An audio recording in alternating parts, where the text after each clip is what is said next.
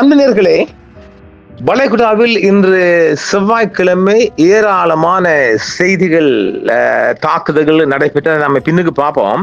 நாம் ஏற்கனவே ஒரு செய்தி தந்தோம் இல்லையா? யாரு இவர் இறந்து போனது? யாரு? நெதன்யாகு, பெஞ்சமின் நெதன்ஸ் இறந்து போனதை பற்றி நாம அதை ஒரு செய்தியா தந்தோம். அதை சில ஈழ யூதர்கள், தமிழ்நாட்டு 1-2 யூதர்கள் தாங்க முடியல. என்னமோ நம்ம போய் சொல்லலாம் அது அப்படின்னு சொல்லி வந்தேன். உலகம் தெரியாத பன்னாடுகளுக்கு நம்ம விளக்கம் கொடுக்கலாம். நேற்று என்னென்றால், நாம ஏற்கனவே சொல்லியிருந்தோம் இல்லையா? மார்ச் 31, நேற்று மார்ச் 31 அவங்களோட பட்ஜெட் இருக்குது. அந்த பட்ஜெட்டுக்கு அவர் வரவில்லை என்றால் அது நிரூபணமாகிவிடும் என்று கடந்த கிட்டத்தட்ட 1 மாத காலமாக நெதன்ஸ் வெளியே வர்றதே கிடையாது. அப்ப வெளியே வராம ஏஐ மூலம் செய்யப்பட்ட நிறைய வீடியோக்கள், அவரு காபி ஷாப்ல வந்தாரு, போனாரு, அந்த அவங்களோட அந்த ஆயுத அணு ஆயுத சென்டர்கிட்ட எல்லாம் வந்து பார்த்தாரு, போன வருது, அதெல்லாம் வீடியோ விட்டு அடிக்கிறான் ஏஐ வீடியோவில். சரி, இப்ப இவர் 1 மாத காலமாக பாதுகாப்பு சம்பந்தமான மீட்டிங் வராரு இல்ல, அவங்களோட கேபினெட்டுக்கு வராரு இல்ல, கேட்ட அவருக்கு பாதுகாப்பு பயத்துல நாங்க ஒழிச்சு வச்சுக்கிறோம் அவங்க சொல்றாங்க. அப்ப இதுக்கு யாரு தலைமை தாங்குறாங்கன்றா நிதி அமைச்சர், பினான்ஸ் மினிஸ்டர், அவங்களோட பெசல் ஸ்மோரிச் அவர் வராரு. அடுத்து யாரு? யாரிர் லெவின், இவர் தான் துணை பிரதமர். இவர் பெஞ்சமின் கவர்மெண்ட்ல இருக்கிறவங்க தான் ஆள்றாங்க. அப்ப நேற்று இவங்களோட பட்ஜெட் ஒன்று போயிருக்கு இல்லையா? அவங்களோட மொத்த ஆசனம் 120 ஆசனம். அதையும் தெரிஞ்சுக்கொள்ளுங்க, அவங்களோட மொத்த எம்பிக்கள் 120 ஆசனம். இந்த ஆசனத்துல மெஜாரிட்டி என்று நம்ம ஊரை போல 61 வந்தா போதும். நேற்று இவங்களோட பட்ஜெட்டுக்கு ஆதரவாக 62 ஆசனம் விழுந்திருக்குது. 62 ஆசனம் ஒன்றுதான் கூட. எதிராக 55 ஆசனம் விழுந்திருக்குது. அப்ப இதுதான் பெரிய இஷ்யூ. இந்த இஷ்யூல என்னவென்றால், மிகப்பெரிய ஒரு நேற்று பெரிய விவாதம் நடந்தது. எல்லா வகையிலும் விவாதம். நீங்க பட்ஜெட்டுக்கு கூட பணம் செலுத்த, அந்த பாதுகாப்புக்கு கூட அதிகமான பணம் அலோகேஷன் பண்றாங்க அப்படின்னு எதிர்கட்சிகள் நேற்று பிரிச்சு, காலங்காலத்தில் ஏர்லி இந்த மார்னிங் பிரிச்சு மேஞ்சிருக்கிறாங்க. நீண்ட நேரமாக பிரிச்சு மேஞ்சிடுறாங்க. இப்ப இந்த பட்ஜெட் போயிருக்கு இல்லையா? இந்த பட்ஜெட் போற நேரத்தையில நெதன்ஸ் வரவே இல்லை. ஆனால் அவருக்கு பதிலாக அங்க அந்த வரவுல சைன் வச்சு வாக்களிப்பிலையும் சைன் வச்சுக்கிறாங்க. இது எப்படி? 2, அதாவது நாடாளுமன்ற அமருக்கு உள்ள என்ற பண்ணப்பட்ட ஒரு சைனம் பண்ணப்பட்டு அவர் இந்த பட்ஜெட்டுக்கு ஆதரவாக வாக்களித்தான் அவர பேரில் ஒரு கள்ளச்சாயினும் பண்ணிக்காங்களே. இது பெரிய இஸ்ரேலுக்குள்ள மிகப்பெரிய இஷ்யூவாக போயிருக்குது. ஒன்று. 2வது, அதை நேற்று விவாதம் முடிஞ்ச பிற்பாடும் எதிர்கட்சிகள் நேற்று பிரிச்சு மேஞ்சி ஒன்று இல்லைன்னு பிரிச்சு மேஞ்சிக்கிறாங்க. அப்ப ஆக மிகப்பெரிய ஒரு செய்தியாக உலக பரப்பிலையும் போகுது. அப்புறம் இஸ்ரேலுக்குள்ளேயும் மிகப்பெரிய பிரச்சனை போய் கொண்டிருக்கு. ஆனாலும் நாட்டின் நலங்கருதி எதிர்கட்சிகள் 1-2 பேர் ஆதரவாக நாடாளுமன்றம் கலைஞ்சி இந்த மாதிரி ஒரு இறுக்கமான நேரத்தில் ஐடிஎஃப்குள்ள மனச்சறுக்கல்கள் அந்த மாதிரி வந்து ஒரு பாதுகாப்புக்கு கேள்விக்குறியா மாறும் அதுன்னு சொல்லி இதே ஒன்று சொல்லி அசைச்சிக்கிட்டு அக்டோபர் இந்த வருடம் அக்டோபரோட எலெக்ஷன் இருக்குல்ல, எலெக்ஷன் வரையும் அவங்களோட பட்ஜெட்டை கொண்டு போய் நாடாளுமன்றத்தை கலைக்காம நிலைநிறுத்தி விட்டார்கள். இந்த செய்தி இன்று இஸ்ரேலுக்குள்ளும் வெடிச்சு உலக பரப்பிலும் மிகப்பெரிய இஷ்யூ செய்தியாக வெடிச்சு கொண்டிருக்குது. வாங்க நாம உடனடியாக இஸ்ரேலுக்குள்ள நுழைஞ்சி இந்த நாடாளுமன்றத்துக்குள்ள நாம பட்ஜெட்டுக்குள்ள பங்களிப்போம். இஸ்ரேல் நாடாளுமன்றத்தில் பட்ஜெட் நிறைவேற்றப்பட்ட போது பிரதமர் பெஞ்சமின் நெதன்யாகு கலந்து கொள்ளவில்லை என்பது ஒரு முக்கியமான அரசியல் நிகழ்வாக உலகம் முழுவதும் பார்க்கப்பட்டு நேற்று இஸ்ரேல் முழுவதும் மிகப்பெரிய ஒரு செய்தியாக பார்க்கப்படுகின்றது. இதே நேரம் மக்கள் ஆர்ப்பாட்டமும் நிறைந்து வருகின்றது. பொதுவாக ஒரு நாட்டின் வரவு செலவு திட்டம் பட்ஜெட் என்பது அந்த அரசாங்கத்தின் நிலைத்தன்மைக்கு மிக முக்கியமான ஒன்று. இது நிறைவேற்றப்படாவிட்டால் ஆட்சி கவிழும் சூழல் கூட ஏற்படுவதுண்டு. இவ்வளவு முக்கியத்துவம் வாய்ந்த ஒரு வாக்கெடுப்பில் பிரதமர் பெஞ்சமின் நெதன்யாகு கலந்து கொள்ளாததற்கு பல காரணங்கள் சொல்றாங்க. முதலாவது காரணம், நெதன்யாகுவின் தற்போதைய அமைச்சரவை பல்வேறு தீவிர வலதுசாரி மற்றும் மதவாத கட்சிகளின் கூட்டணியால் ஆனது. பட்ஜெட்டில் பாதுகாப்பு மற்றும் குடியேற்றங்களுக்கான நிதி ஒதுக்கீடு தொடர்பாக கூட்டணிகளிடையே கருத்து வேறுபாடு நீடிக்கின்றன. அவர் இதில் நேரடியாக தலையிட்டு தோற்று போனால் அது அவரது பதவிக்கு ஆபத்தாக முடியும் என்பதால் திரைமறைவில் இருந்து காய்களை நகர்த்தி இருப்பதாக அவர் ஆதரவுக்காரங்க சொல்றாங்க. மற்ற விடயம் இதெல்லாம் அவங்க சொல்றது சாக்கு போக்குகள் தான். இஸ்ரேலில் தற்போது நிலவும் நீதித்துறை சீர்திருத்தங்கள் மற்றும் காசா போர் தொடர்பான சூழலால் நெதன்யாஹுவுக்கு எதிராக பெரிய அளவில் மக்கள் போராட்டங்கள் நடைபெற்று வருகின்றன. நாடாளுமன்றத்திற்கு வெளியே மக்கள் திரண்டு போராடுவதால் பாதுகாப்பு காரணங்களுக்காக அல்லது மக்கள் எதிர்ப்பை தவிர்க்கவே அவைக்கு வராமல் ஒளிந்து கொண்டார் என்றும் அவங்க சொல்றாங்க. முன்பு ஒரு முறையும் அவருக்கு இதய துடிப்பு சீராக்கி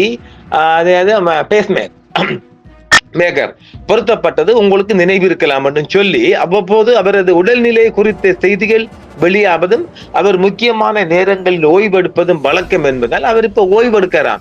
ஏன்டா அவர் இந்த யுத்த ஃபீல்டுக்கு போய் அவர் ஆயுதம் வேண்டிட்டாரு, அவர் ரெஸ்ட் எடுக்கிறாராம். நம்பிட்டேன் ஜாமியோ. நெதன்யாஹு மீது பல ஊழல் வழக்குகள் நிலுவையில் உள்ளன. நீதிமன்ற விசாரணைகள் மற்றும் சட்ட ரீதியான ஆலோசனைகள் அவர் பிஸியா இருப்பதால அந்த ஃபைல பாக்குற, ஆலோசனை கொடுக்குற, லாயரை பாக்குற, அதனால அதுலயும் ஒரு பிஸியாம். இதையும் நீங்க நம்புறது உங்களோட பிரச்சனை. ஒரு பிரதமர் பட்ஜெட் வாக்கெடுப்பில் கலந்து கொள்ளாதது அவர் தனது அமைச்சரவையின் மீது வைத்திருக்கும் நம்பிக்கையை காட்டுகிறதா அல்லது அவருக்குள் இருக்கும் பலவீனத்தை காட்டுகிறது என்பது ஒரு விவாதமாக நேற்று நாடாளுமன்றத்துக்குள்ளும் வெளியிலும் விவாதமாக வந்திருக்குது. இந்த பட்ஜெட் நிறைவேற்றப்பட்டதன் மூலம் அவரது ஆட்சி இப்போதைக்கு தப்பித்துள்ளது என்று சொல்லலாம். அது தப்பித்தானே இருக்குது. எப்ப அக்டோபர் மாசம் வரை. அதுக்கப்புறம் நாடாளுமன்றத்தை அவங்க கலைச்சிட்டு எலெக்ஷனுக்குள்ள போகணும். இஸ்ரேல் நாடாளுமன்றத்தை 2026 ஆண்டுக்கான பட்ஜெட் நேற்று 30ஆம் தேதி அதிகாலை மிகப்பெரிய விவாதத்துக்கு பிறகு நிறைவேற்றப்பட்டிருக்கு. இந்த முக்கியமான பட்ஜெட் கூட்டத்தொடரின் போது பிரதமர் பெஞ்சமின் நெதன்யாஹு கலந்து கொள்ளவே என்ற தகவல் பரவினாலும் சமீபத்திய செய்திகளின்படி அவர் நேற்றைய வாக்கெடுப்பின் போது நேரடியாக அவைக்கு வந்து தனது வாக்கெடுப்பை பதிவு செய்துள்ளாராம். இது பொய்யாம். இருப்பினும் விவாதங்கள் மற்றும் பட்ஜெட் தயாரிப்பு பணிகள் பின்வரும் இருவர் மிக முக்கியமான பங்காற்றி அரசாங்கத்தை வழிநடத்தினர். இவர் வாக்கெடுப்புக்கு வந்து சைன் பெற்றதாக சைனை மட்டும் தான் சொல்றாங்க. அவர் வந்ததுக்கான ஒரு சிசிடிவி எதுவுமே காட்டல. சிசிடிவியை ஆஃப் பண்ணி வச்சுக்கிறாங்களாம். இது எப்படி இருக்குது? என்ன பித்தலாட்டம் பண்றான் பாருங்களேன். அதாவது பெசல் இஸ்மோரிஷ் நிதி அமைச்சர் பட்ஜெட்டை தயாரித்து நாடாளுமன்றத்தில் சமர்ப்பித்து கூட்டணி கட்சிகளிடையே நிலவிய முரண்பாடுகளை தீர்த்து இதனை வெற்றிகரமாக நிறைவேற்றுவதில் இவருக்கு முக்கிய பங்குண்டு வாக்கெடுப்பிற்கு முன்னதாக நாடாளுமன்றத்தில் உரையாற்றி அரசாங்க தரப்பு வாதங்களை முன்வைத்தவர் இவர்தானா. அடுத்த யாரின் லெவின் துணை பிரதமர். நெதன்யாஹுவின் அமைச்சரவையில் துணை பிரதமராகவும் நீதித்துறை ஜஸ்டிஸ் மினிஸ்டராகவும் இருப்பவர் யாரின் லெவின். பிரதமர் இல்லாத சமயங்களில் அல்லது அவர் மற்ற அலுவல் பணிகளில் இருக்கும் போது அரசாங்கத்தின் சார்பாக நாடாளுமன்ற நடவடிக்கைகளை ஒருங்கிணைக்கும் ஒரு பொறுப்பு இவருக்கு தான். இவர் கிட்டத்தட்ட ஒரு நிழல் பிரதமர் போடுறார். கடந்த ஒரு மாசமா செயல்படுறார். பட்ஜெட் நிறைவேற்றத்தின் முக்கியத்துவம். ஆதரவாக 62 வாக்குகளும் எதிர்ப்பாக 52 வாக்குகளும் பதியப்பட்டிருக்கின்றது. இந்த பட்ஜெட் மார்ச் 31ஆம் தேதி இன்று நிறைவேற்றப்படாவிட்டால் நெதன்யாஹுவின் அரசாங்கம் கவிழ்ந்து தேர்தல் வந்திருக்கும். தற்போது இது நிறைவேற்றப்பட்டதன் மூலம் அக்டோபர் 2026 இந்த அக்டோபர் வரையும் 10ஆம் மாதம் வரையும் அவரது ஆட்சி நீடிப்பதற்கான அனுமதியை நாடாளுமன்றம் வழங்கியது.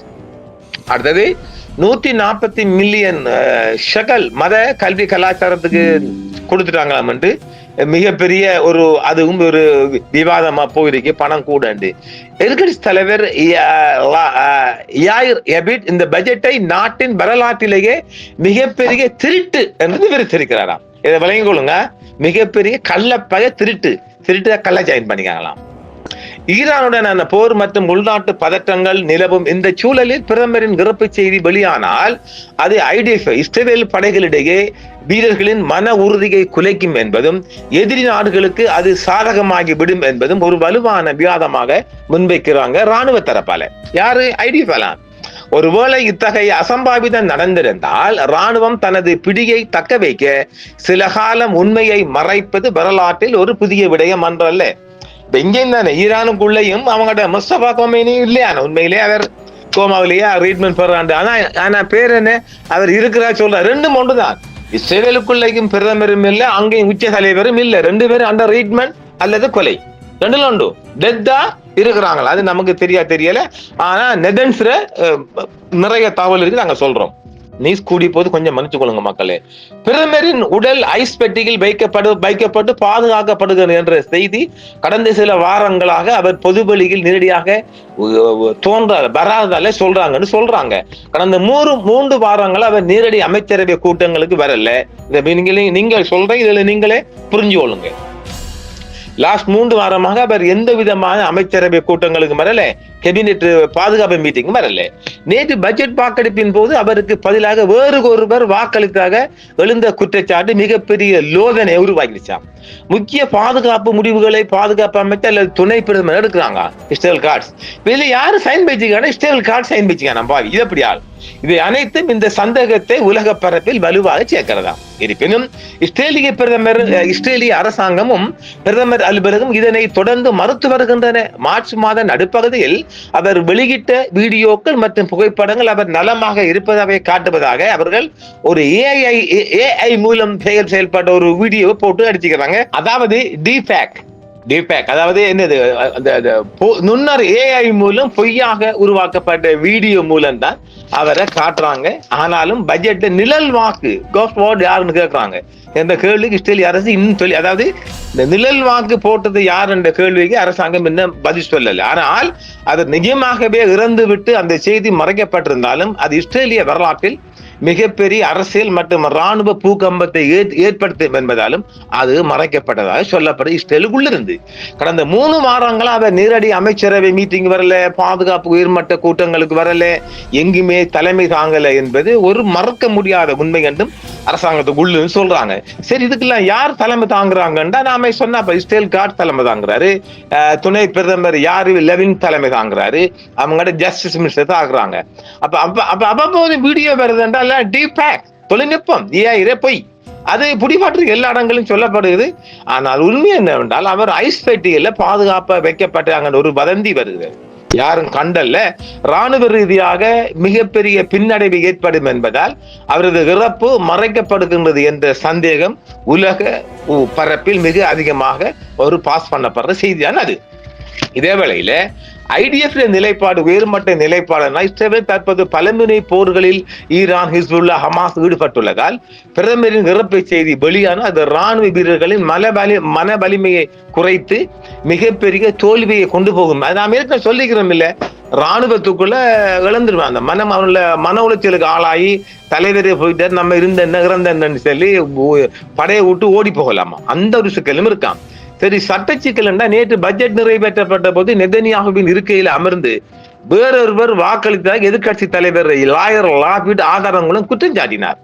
இது ஆள்மாறாட்டம் என்ற கோணத்தில் தற்போது விசாரிக்கப்பட்டு வருகிறார். எல்லாம் ஓப் பண்ணியாச்சு, CCTV எல்லாம் ஓப் பண்ணா விசாரிக்கிறார், எல்லாம் அவங்க கவர்மெண்ட் தானே. அவர் இறக்கவில்லை, ஆனால் கோமா அல்லது தீவிர சிகிச்சை பிரிவு ICUவில் இருக்கிறான்னு தான் ஒரு அவங்களுக்குள்ளே சொல்றாங்க. அதுவும் ஒரு சொல்ல தெரியாது, அது அன்னகிரவுண்ட்ல. ஈரானின் நேரடி இலக்க அவர் இருப்பதால் ஒரு நிலத்தடி பதுங்கு குழியில் பங்கருக்குள்ள அவர் தனிமைப்படுத்தப்பட்டு வெளி உலக தொடர்பு வைக்கப்பட்டான்னு சொல்லாங்களாம். எந்தவித போனும் இல்லாம கம்யூனிகேஷன் தொடர்பு சொல்லாங்களாம். அவர் ஏற்கனவே இறந்து விட்டார். ஆனால் போர் முடியும் வரை அல்லது ஒரு மாற்று தலைவர் தயாராகும் வரை அது ரகசியமாக வைக்கப்படும் சொல்ல. அதாவது இஸ்ரேல் கார்ட்ஸ் தான் அவங்க அவரை சார்பாக நிலைநிறுத்த போறாங்க. முடிவாக தற்போதைய நிமிடம் வரை இஸ்ரேலிய அரசாங்கம் அவர் உயிருடன் இருப்பதாகவே சொல்றாங்க.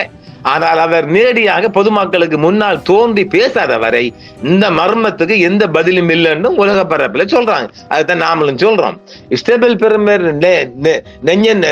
நெதன்யாகும் நிலை குறித்து தற்போது 3 முக்கிய உண்மைகளை நாங்க கொண்டு வரலாம். ஒன்று, கடந்த 3 வாரங்களாக இஸ்ரேலிய பிரதமர் அமைச்சரவை கேபினெட்டுக்கு வாரார்ல, செக்யூரிட்டி கவுன்சில் மீட்டிங் வாரார்ல, நேரடியாக எந்த தலைமைத்துவ மீட்டிங்கும் வாரார்ல, கடைசியாக பட்ஜெட் வாக்களிப்பு கூட வரல. ஆனா அவரை ஷைன் ஒன்று போட்டுக்கிறாங்களாம். அதை கூட பெருசா பார்க்க போறாங்களா? இனி அவங்களோட கவர்மெண்ட் தானே, இனி அதை வளர்ச்சிட்டு போக வேண்டியதான். இப்ப இது நேற்றைய அவங்களோட நாடாளுமன்ற மிகப்பெரிய வாதம், மிகப்பெரிய சட்ட சிக்கலை உருவாயிருக்கு. பிரதமர் சபையில் இல்லாத போது அவரது இருக்கையில் அமர்ந்து வாக்களிச்சு இதை கேட்டு புடுங்கி எடுக்காங்க. ஒன்றோ கையொப்பம் விட்டதாரு பட்ஜெட் ஆவணங்களை இட்டுள்ள கையொப்பம் பிரதமருடையதானா என்பது உறுதிப்பட தடவியல் ஆய்வும் கூறப்பட்டுள்ளது. இது எப்படி இருக்குது? எவ்வளவு பெரிய செய்தி பாருங்க. இதெல்லாம் பிரதமரின் உடல்நிலை அல்லது இருப்பிடம் குறித்து இஸ்ரேலிய பிரதமர் அலுவலகம் இதுவரை எந்த விளக்கமும் சொல்லல, மௌனம் காத்து வராங்க. ஆனா அந்த வீடியோ டீப் பேக் மூலம் செய்யப்பட்ட வீடியோ வருகிறது. ஆக இது பெரிய உலக இஷ்யூ செய்தியாகத்தான் பார்க்கப்படுகின்றது. இதை நாம தந்திருக்க மக்கள் நீங்களே முடிவு பண்ணிக்கொள்ளுங்க. சாத்தான் செத்து இருக்கிறான், கோமா எப்படியும் வரப்போறலங்க.